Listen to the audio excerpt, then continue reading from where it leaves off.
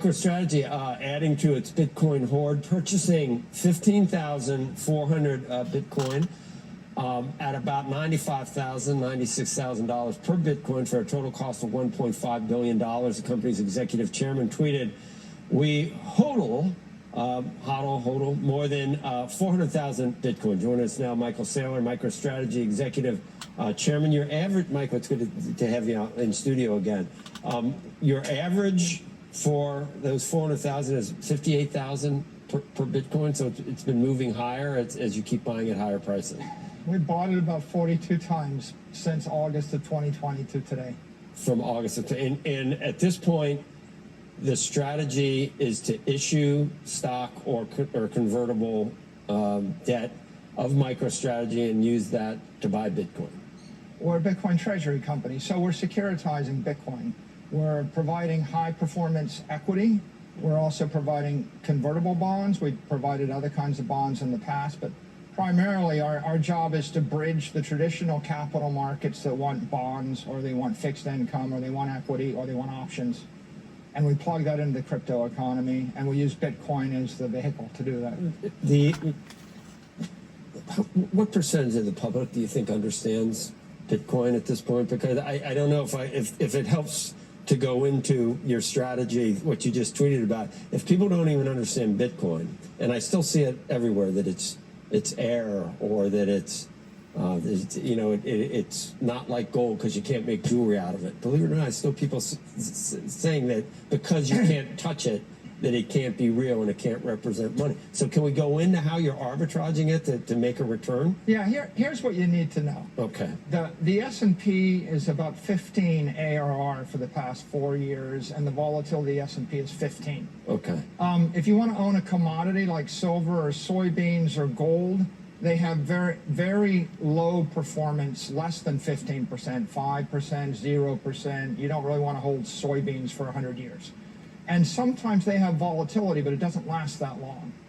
Bitcoin is 60 volatility, 60 ARR, and it is a legal commodity, but it is an economic scarcity. It is the only commodity invented in the history of the human race that's absolutely capped. And so that means you can expect it to keep going up. If I can give you a commodity that outperforms the S&P index, if I can give you a commodity that's more volatile than the S&P index, you can put 100% of your liquid assets in that commodity per SEC rules. I can't do it with a security, by the way. So up until Bitcoin, people had to use gold or real estate as their commodity, or they have to use the U.S. Treasury bill. Those are all underperforming the S&P, and they're less volatile. Bitcoin is the first thing you can use in your treasury that's more volatile, that outperforms the S&P. The result is, if I give you a security, Joe, that outperforms the S&P, how much of it do you want to buy? And if I give you, if you're an ARB or an options trader, and I give you an option that is 4x the volatility of the S&P, or with MicroStrategy, we're 10x the volatility of the S&P. How much of it do you want to trade? So Bitcoin's unique in the history of the capital markets. It's the first scarcity commodity, outperforming the S&P, more volatile than the S&P, that you can put on your balance sheet. Volatility at sometimes is not always a good thing. I mean, it's great when something's going higher. But don't think that there'll be a drop or a significant drop that comes along? Have we moved past that because of the regulatory changes that have taken place? I think it'll remain volatile because it's a 24/7, 365 global asset. You can panic sell it on Saturday night. You can enthusiastically buy it on Sunday morning.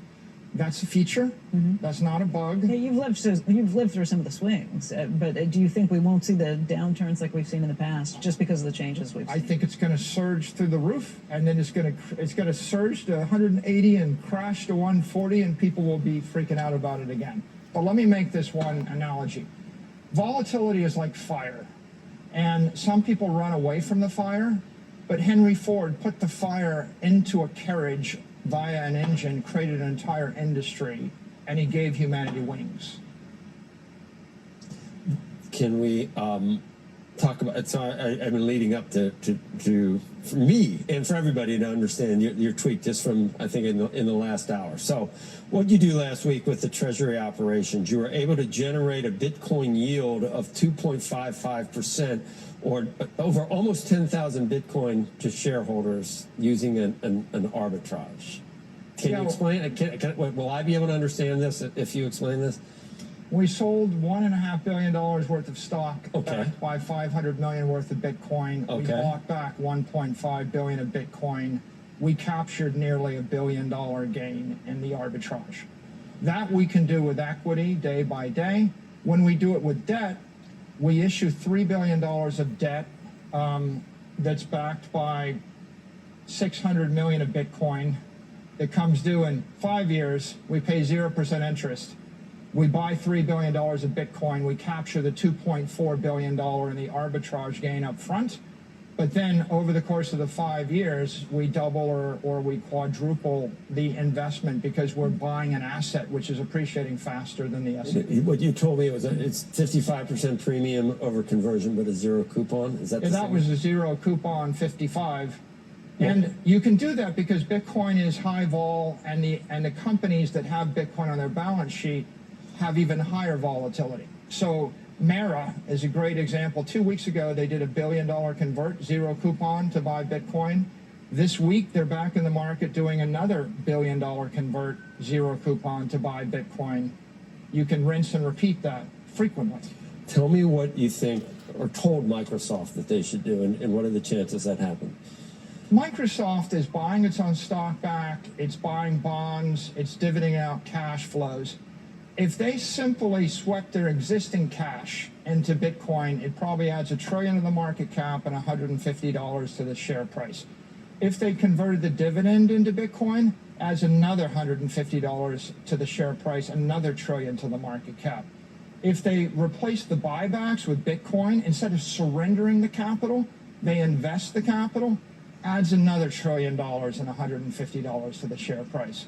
If they just take a little bit of leverage, they basically take 10% leverage on a huge stack of Bitcoin, they add another $1 trillion. So what I'm saying is, instead of surrendering the capital and then leveraging up the company, right now Microsoft trades at 20 times forward expectations.